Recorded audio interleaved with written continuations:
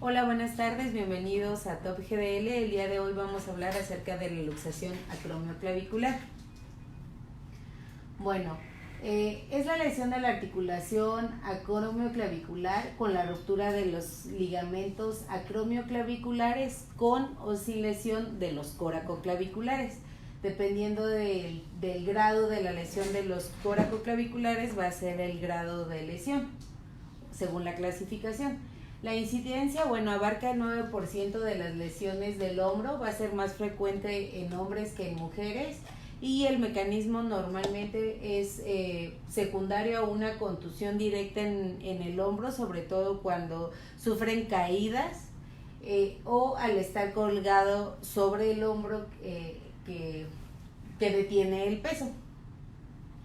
Bueno, para poder definir la articulación acromioclavicular, pues sabemos que es una articulación de tipo diartrodia, va a ser la única unión entre la escápula y el tórax, y va entre la unión existe un fibrocartílago, el cual inicia su involución a los 40 años. Esta articulación va a realizar un movimiento de deslizamiento antero-posterior, así como una rotación posterior con la elevación del hombro entre los 40 y los 50 grados.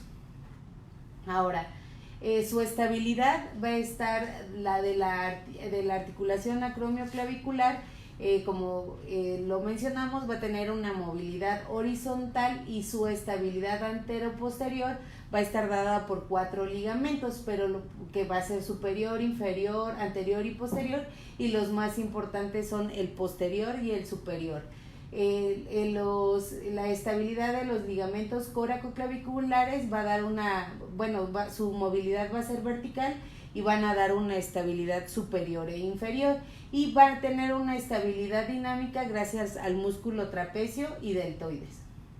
Ahora, los ligamentos acromioclaviculares van a reforzar la cápsula articular, van a tener fibras entrelazadas con la aponeurosis del trapecio y el deltoides, y es gracias a esto que se da su fortaleza, por así decirlo. Y los ligamentos coracoclaviculares ya sabemos que son 2 ligamentos, uno va a ser medial, el otro va a ser lateral, se va a dividir en 2 fascículos, el cual va a ser el trapezoide y el conoide, y se van a encontrar en una bolsa serosa entre ambas porciones del ligamento coracoclavicular. ¿Le puedo regresar tantito?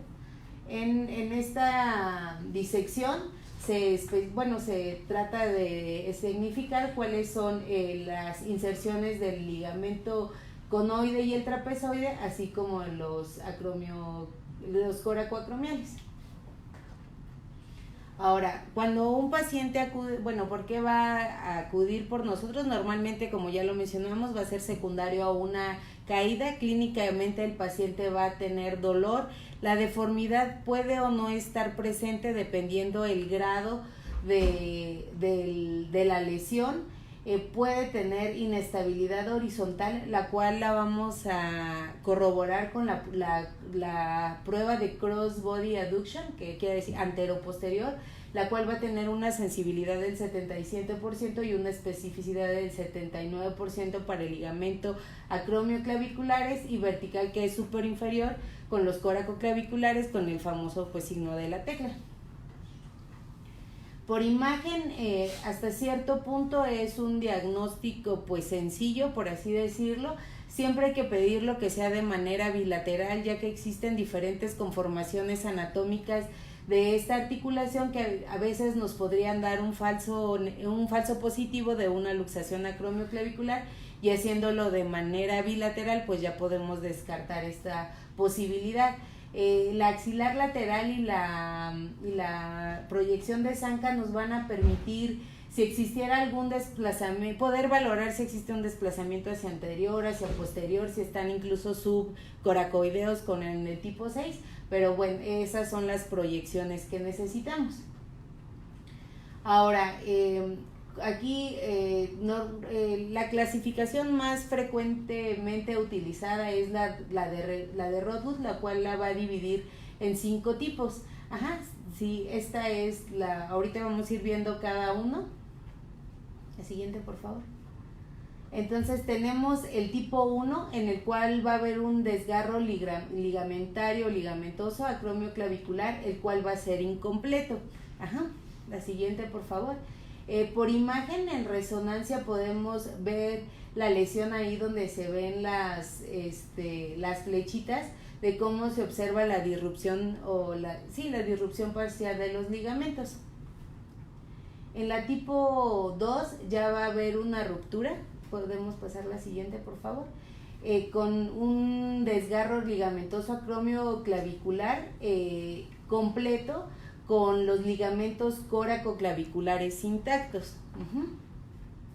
Entonces ahí vemos cómo se ve la disrupción de los acromioclaviculares y los coracoclaviculares se ven todavía presentes. Aquí.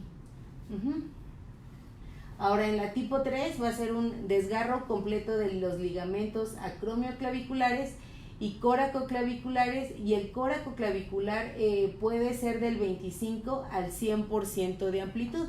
Entonces es desde el tipo 3 es cuando empieza la duda de cuál va a ser el tipo de tratamiento que vamos a emplear en este tipo de lesiones. Entonces, como podemos ver por imagen, ya se observa el aumento y el desplazamiento total de la clavícula en relación al acromio. La tipo 4 va a existir un desplazamiento posterior de la clavícula o puede estar a través del trapecio. Entonces, este tipo de luxaciones también, bueno, en la tipo 4 pueden ser ya no reductibles o pueden dar un falso negativo porque al quedar atrapado pareciera que no hubiera una lesión. Y en la tipo 5 va a ser similar a la tipo 3, pero sin embargo la elevación ya es muy importante de la clavícula. Si se observa puede ser de 100 al 300% en base al ancho de la clavícula. Esta es que clínicamente nosotros vemos al paciente con la deformidad. De hecho existen maniobras en las cuales se pide al paciente que encoja los hombros y de todas maneras la clavícula se mantiene elevada. En la resonancia ya vemos la ruptura de todos los ligamentos y en la radiografía podemos observar la amplitud que hay de entre la clavícula y el acromion y la coracoides y la clavícula. Y finalmente la tipo 6, que es reportada en la literatura, dice que es la menos frecuente, en la cual ya va a haber una luxación inferior de la clavícula con respecto al acromion y o la coracoides. El tratamiento, bueno, conservador va a estar indicado en la tipo 1 y 2. En el tipo 3, cuando la clavícula tiene un desplazamiento menor, el uso del inmovilizador por 6 semanas es cuando está indicado, y posteriormente el inicio de rehabilitación para lograr la actividad en 12 semanas. Sin embargo, desde la 3, como ya mencionamos, existe duda de cuál es el tratamiento que mejor le va a ir al paciente, porque este tipo de lesión son las que a veces se da, por ejemplo, 12 semanas de tratamiento y el paciente continúa con molestias, entonces ya sería como pues una luxación inveterada del acromioclavicular. Entonces el tratamiento, de ser conservador, cambia a quirúrgico, pero con mal pronóstico. El quirúrgico pues va desde reconstrucción de ligamentos coracoclaviculares, puede también utilizarse la osteosíntesis. Algunas de estas luxaciones se acompañan a veces con fracturas del tercio distal de la clavícula. El tratamiento quirúrgico está indicado desde los tipos 4, 5 y 6 y por ejemplo en los tipo 3 se recomienda en personas trabajadoras o que mucho de su actividad física laboral está implicada en las manos, como podrían ser a lo mejor albañiles o constructores de carreteras, de ese tipo de personas, atletas, y también algunas personas por estética prefieren realizarse la cirugía pues porque siempre van a quedar con la deformidad. Ahora existen diferentes técnicas, las cuales van desde cirugías abiertas, cirugías de mínima invasiva, cirugías artroscópicas.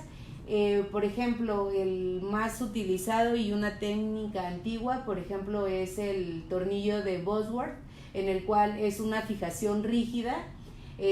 Como sabemos, por debajo de la coracoides va el paquete vasculonervioso, entonces se puede lesionar, y el problema de este tipo de cirugía es que requiere de 2 tiempos, por así decirlo, la colocación y una segunda intervención para realizar el retiro entre las 8 y 12 semanas. Las posibles complicaciones que podría tener esta cirugía pues es como todas, la infección, la fractura de la coracoides, o el desanclaje del material o la ruptura del implante. También se puede hacer una reducción y fijación mediante suturas. Las suturas van a pasar alrededor de la clavícula y la base de la coracoides. Se pueden utilizar anclas a nivel de la coracoides para disminuir el riesgo de migración. En este sentido no hay falla del implante porque son suturas. El problema es que pues a veces no tienen la suficiente fuerza para lo que el tiempo de recuperación de la articulación, y como es lo mismo, al cruzar la base de la coracoides se puede producir una lesión vasculonerviosa. El hecho de que la sutura esté ahí puede propiciar erosiones que causen una fractura y puede producir al paciente irritación del material. La siguiente, por favor. La placa gancho es una fijación rígida. El problema de este tipo de cirugía es el retiro del implante, y la complicación es pues también la erosión acromial y la exposición del material. En algunos pacientes que son muy delgados pues es cuando se expone el material. Existen técnicas las cuales se usan de manera, pueden ser también tanto abiertas como artroscópicas, y por ejemplo una buena opción sobre todo en luxaciones inveteradas es este tipo de cirugías, el Weber-Dunn, en la cual se hace la reexcisión de la parte distal de la clavícula, se toma la transferencia de los ligamentos córaco-acromiales para sustituir a los córacoclaviculares, y se pueden utilizar implantes, por ejemplo aquí es con un tie rod o un endoboton, es con lo que se puede utilizar para tratar de dar la estabilidad. Existen técnicas de mínima invasión guiada por fluoroscopía, en la cual se hace una incisión de 1 centímetro en la cara cefálica de la clavícula. Se trata que la siguiente, por favor, que quede al centro. Se hace un marcaje como en todas las cirugías. Se realiza una perforación tricortical con una broca guía de 2.0. Ahí se va viendo cómo mediante fluoroscopía se van guiando. Enseguida se hace una perforación ya cuatricortical con broca canulada 4.0, y ya se introduce el sistema tie rod con control fluoroscópico. Se va horizontalizando el botón a nivel de la coracoides, se reduce la luxación y entonces se acomoda y se cierran las heridas. Nosotros hemos utilizado el sistema DocBone, el cual también se puede hacer, nosotros lo hacemos de manera artroscópica. Esta es más o menos la estructura en la cual, o el esquema de cómo se usa el portal posterior, el lateral, el anterior. Pasamos el siguiente. Mediante una guía se realiza y visión directa mediante el portal anterior. Se realiza la visualización del procedimiento, se coloca la guía, se realiza la perforación, retiramos la guía, con el pasasutura se pasa el DocBone, se pasa mediante el pasasutura, se coloca la pastilla, por así decirlo, se realiza la reducción y se coloca en la parte superior. La ventaja que se tiene es que esto se hace mediante visión directa y nos da cierto grado de seguridad de que no se está lesionando el paquete vasculonervioso. Ahora, la reconstrucción con ligamentos libres también está indicada. Autoinjerto se puede tomar el palmaris longus o el semitendinoso. Con aloinjerto pues existen ya muchísimos en el mercado, sin embargo por la longitud se recomienda el tibial anterior. La configuración del injerto es en 8, la que más se recomienda, ya que da la estabilidad como si fuera nativa, al lograr tanto el conoide y trapezoide, por así sería. Los pros es que es la más cercana, como ya lo menciona, y los contras pues es el riesgo del sitio de donación cuando es un autoinjerto, la falla de la fijación como en todos, o la del mismo tejido. Ahora, las complicaciones. Con cualquiera de las técnicas está reportado un dolor residual del 30 al 50%, que si lo vemos de manera fría pues es alto, o sea, quiere decir que a lo mejor tenemos un 50% de falla en nuestra técnica. Aunque la técnica sea bien empleada, pueden fallar por múltiples factores. La artrosis acromio-clavicular es más frecuente en pacientes en los cuales se les dio tratamiento conservador en comparación a los que se les dio, tratamiento quirúrgico en comparación a los que se les dio tratamiento conservador. La falla del implante aún sigue siendo importante y como consecuencia fractura de la coracoides, que es donde se fija o es el sitio donde tiene mayor estrés ante este tipo de reducciones. Nosotros en el centro de ortopedia utilizamos este protocolo de manejo. Si existe una ruptura parcial del ligamento conoide y trapezoide o elongación de los mismos, pues el tratamiento va a ser conservador, con órtesis funcional, y posteriormente, ya que remitieron los síntomas, entonces se inicia la rehabilitación. Cuando ha existido un periodo de 3 meses y continúa con sintomatología, se repite la resonancia, y si no existen datos de que los ligamentos tengan algún tipo de recuperación, entonces se procede a una estabilización quirúrgica con aporte biológico cuando es necesario. Si existe ruptura parcial del ligamento conoide y del trapezoide o elongación de los mismos, o alguno de ellos de forma aislada, más la artrosis ya de la articulación acromio-clavicular en forma inicial, se opta por una estabilización quirúrgica de esta patología. Cuando cuando está roto el conoide pero el trapezoide está íntegro, de todas maneras optamos por una estabilización quirúrgica de la articulación acromio-clavicular, porque sabemos que la estabilidad está dañada y por lo tanto va a tener un mal pronóstico. Cuando está roto el trapezoide y el conoide está íntegro, pues el tratamiento se enfoca a tratamiento conservador con cabestrillo por 3 semanas. Se inicia el protocolo de rehabilitación, y si al término de el paciente continúa con síntomas, se repite la resonancia, se hace una revaloración, y si vemos que el ligamento trapezoide no se ha realizado, pues entonces se estabiliza quirúrgicamente, dependiendo del tipo de programa. Si ya sobrepasa los 3 meses, entonces se utiliza un aporte biológico. ¿3 meses? 3 semanas, perdón, ¿decía 3 meses? Sí, 3 meses. Y ruptura del trapezoide y conoide íntegro más artrosis acromio-clavicular, pues ya es indicación para una estabilización quirúrgica.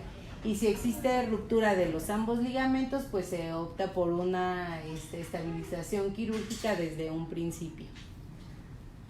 No sé si exista alguna pregunta de los... Sí, tu base de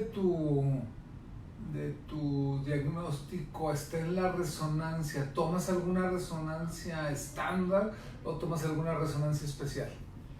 Pues tenemos un protocolo en la cual se pide una resonancia estándar y se pide en proyección con abducción y rotación externa si el paciente lo tolera, porque a veces el dolor es importante y no toleran esa posición. Fíjate que hay una resonancia que se gira el paciente unos cuantos grados, y al girar un poquito los grados hay muchas publicaciones de cómo podemos ver claramente el ligamento acromio-clavicular, del ligamento acromio-clavicular, y conoide y trapezoide. Y acuérdate que en el centro, por la tasa alta de falla que acabas de demostrar, si el paciente tiene más de entre 2 y 3 semanas del lesionado, Quirúrgico. ya se le tiene que poner aporte biológico, no 3 3 meses. meses. Ok. ¿Ok? ¿Alguna otra pregunta, comentario? ¿No? Bueno, pues agradecemos el día de hoy que nos hayan acompañado y los esperamos el siguiente martes.